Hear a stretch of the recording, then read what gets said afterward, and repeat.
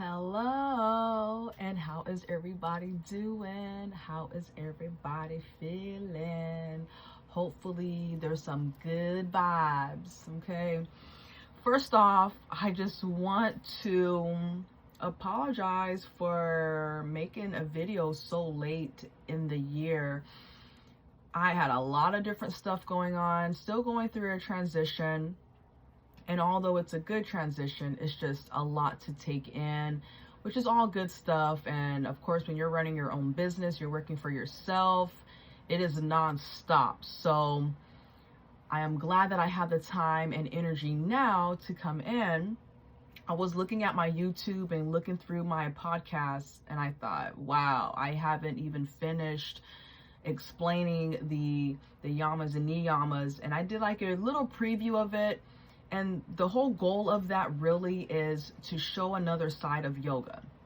Yoga's not just an asana where you're just practicing the poses and you're just moving from one pose to another pose. It's not just about meditation. All those things are great, obviously, but also just in a way of just being disciplined and being a better person.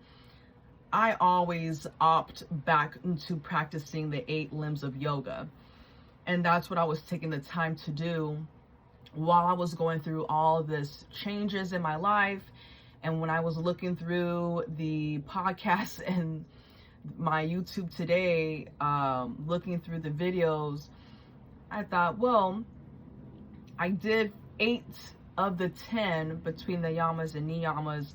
There were 2 that I did not get into, which is why I'm here today. And I'm going to be talking about Asteya, which is one of the yamas. Asteya is also, it means non-stealing. And I might be pronouncing this one wrong. Ishvara Pranidhana, that is one of the niyamas. And Ishvara Pranidhana, that one is surrendering. So, although I may not know the proper pronunciation, obviously I speak English, so this is no disrespect to the culture. I am out here just wanting to highlight from what I've been learning with yoga as a student and as a teacher, and I love it. This is why I am a registered yoga instructor. This is also why I practice it. This is something that has helped me, not on a physical level, but mentally, emotionally, and spiritually. And there's a lot of people that have this misconception, right, that yoga is like an exercise. And to some degree it is, but it also exercises other things a part of your life. So not just physically, right? So I find that as a personal trainer, as a yoga instructor, as a person who's been on the other side of health, I find that it's important to be disciplined, and everything that we do in life is a practice. Everything that we do is a practice. But what are you doing? You know, what are you doing a part of your daily tasks? What are you doing to become a better person? Are you having a healthy practice, you know, or are you practicing other things, right? Because no matter what we do, it's going to be a practice, either good or bad. Me practicing yoga on every element, from physical to spiritual to emotional, mental, it has helped me be a better person for myself, to myself. And obviously when you're doing that, because I'm all about self-love, self-care, right? When you do that, guess what? You're even a better person to your community. So that's all I am about. Sorry for rambling today. It's going to be one of those videos, so bear with me. I will work on it. So we're going to start with Asteya. Asteya, which is one of the yamas, it's non-stealing. And right away, we're going to think of stealing something physical, because that's what we hear a lot about when it comes to stealing something. But it is more than that. So you're not just stealing or taking something from somebody. You're also, you also have to consider, are you taking away from yourself? Are you taking away time? Are you wasting time? Are you being late and you know, taking away from other people? You know, when it comes to time, when are you taking advantage of people? That's also stealing too. Are you stealing away from someone else's potential because you know, you're the one that's trying to take away, whatever the case may be. I'm saying all this just to bring some insight, of course, because there's a lot of things that we all may go through, right? But we may project that out to other people, or we may not notice that we might be the problem. So it's just one of those things where this is just so that you can become more self-aware and just, you know, make better choices. So just practicing, just being a little bit more, I guess, in a way, attentive to yourself and other people, being more respectful. So there was a situation currently where I was invited to a get-together, right? So we have a get-together and enjoying everyone's company, and someone didn't agree with what somebody else was doing. And my thing is, you can have disagreements, we're all adults, but I find it super disrespectful, or you're stealing from someone's joy, you're stealing from someone's time, you're stealing from other people's time when you are addressing things that can wait. You know what I mean? So when certain things happen, we sometimes immediately react because of our emotions, and it's not always the best thing, especially depending on your emotion. If you're upset, if you're angry, sometimes it's best to wait. I've always been that kind of person where I'm not confrontational. I just now, if I need to, then you know, I pick and choose my battles, of course. But there are times where it's just best to wait. If you don't agree with whatever's going on, and honestly, I used to hate it when I would see couples like bicker in public, because, you know, you're making it more than what it is. And even if it is a little bit more, then that means y'all need to discuss that on your own time. You know what I mean? Because now you're stealing joy from other people. You're taking away other people's experiences.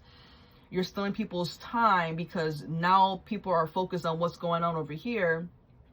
And nobody need to see that. Nobody need to know your business. You know what I'm saying? Like, we don't need to know that. And on a respectful level, you're showing respect not just to the guest, but to the person you have an issue with. I grew up seeing some stuff, and that was one of the things that stuck with me, is that just, if you love and care about someone, have enough respect to discuss things with them on their time. Don't steal from them. Don't steal time and energy from them. Don't steal time and energy from, especially when you have people over, you know, just, you know, non-stealing. So this recent situation, it made me think of that, because I was proud of myself in the moment, because sometimes things can get uncomfortable. You can feel that there's tension, and then you kind of want to like diffuse the situation. And sometimes when you're diffusing the situation, the people who are already upset, they're going to get more upset, right? So it's like, I'm not going to go there. So it just makes me proud of myself, my self-awareness, because I'm not going to take time from myself or from other people, because we all have our differences, apparently. Even if you feel that it's the right thing to do or not, sometimes you just gotta just let things be. And by letting things be, that brings me up to the next one that I want to discuss today, which is one of the niyamas. That's Ishvara Pranidhana. I think I'm saying that right. I apologize if I'm not. Ishvara Pranidhana, which is surrendering. You know, we're interesting. We're interesting in our American culture, because sometimes we think of surrendering as being weak, or you don't feel, you know, like you're in control of yourself. So surrendering can sound like a bad thing. To me, it's been one of the most freeing things and most empowering things. Because sometimes there's situations that you're not even meant to fix. Sometimes you're just letting things be, and situations will work itself out.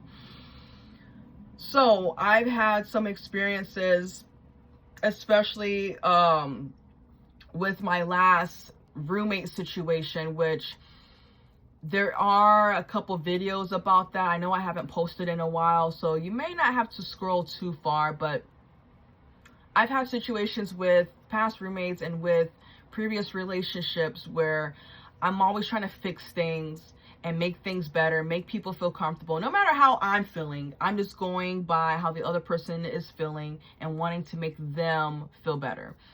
And then I got to the point where I'm like, you know what? It doesn't matter what I do. This person, he or she, they're not satisfied. And the more I give, the more that they want to take. So I need to make corrections with myself. And I can't control them. I can't control the situation. I'm just going to give it. I'm just going to give it up. And this is the thing, though. Some people have this idea that, you know, you're surrendering to God, and the thing is, it depends on what you believe in. You have the right to believe in whatever you want to believe in. And because yoga is not religious, and to me, it's a practice. We're all going to pick up on different information, and we all have our own perspectives, right? But it's all in how you receive the information. And sometimes when we're receiving information, it doesn't necessarily mean that it is outlined for one specific type of group, because there are so many different forms of yoga, so many different ways to practice yoga, regardless if you're religious or not. Me, I'm not religious, but I am spiritual. So for my personal practice, I really try to put the intention of healing and cleansing on a spiritual level and on an energetic level, because I do teach a lot based on the chakras and cleansing through the chakras. But I'm also looking into the physical components. As a personal trainer, I find that super important. So there are times I switch it up, and it's just going to be about getting your heart rate up, and it's going to be about strengthening. So I say all that to say, it is all depending on how you take it in. You know what I mean? Regardless of what you practice, regardless of what you believe in. So, but just learning to surrender, learning to let things be for what they are, letting people be who they are. And whenever we feel like, I need to do this, I need to do that, as long as you're doing what you need to do on your path, things are always going to work out, even if it doesn't work out in the way you want it to. I am a firm believer, if you are a good person, you have good character, and you're doing the things that you need to do to take care of yourself and those around you, and you're just being a decent, good person, things are going to work out for you. But then you have to consider just letting go of control, because there's a lot of things that we want to control. You know, we want to control, you know, even if it's good things, like when we're in school, with our career, with our relationships. A lot of us mean well. I would hope, you know, we mean well. We want to do things the right way and be on the right path of things. But we sometimes lose control when things don't go our way. And that's, you know, we have this map of life here, and things can go either which way. And just being in the present moment, but also realizing like, hey, this is what I have here, but it makes me whole. But just because I have these things, it doesn't mean that it's the end. You know what I mean? Like, there's so much to grow. And I find that when things don't go our way, it's an opportunity to learn. It's an opportunity to learn more about yourself. And, you know, maybe there's something there that was like a teaching moment, you know. So just taking it as a lesson and not looking at it as, okay, I'm giving up, you know, I'm letting everything go, I'm giving up. There's, you know, but just learning that it's okay to let go. So I wanted to pop up, and I actually wanted this video to be less than 10 minutes, and we're almost at 15 minutes. But that is okay. If you see the smoke, by the way, I wanted to create this illusion with my incense. I think it's really cool. So I was doing this side note, I had the incense going when I teach yoga with my online yoga clients.